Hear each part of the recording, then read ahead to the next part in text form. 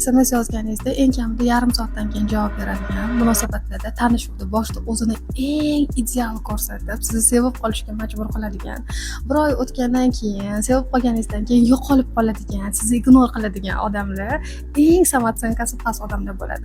Chunki dastavval ular o'zini eng yaxshi taraflarini qanaqadir maskalar orqali ko'rsatadi va sizni sevgisi hisobiga oziqlanib, asliyatini sizga ko'rib qolmasligingiz uchun qochishni boshlaydi. Lekin keyinchalik ularni ketidan yugurishni boshlasangiz, eng yomon taraflarini ko'rsatadi.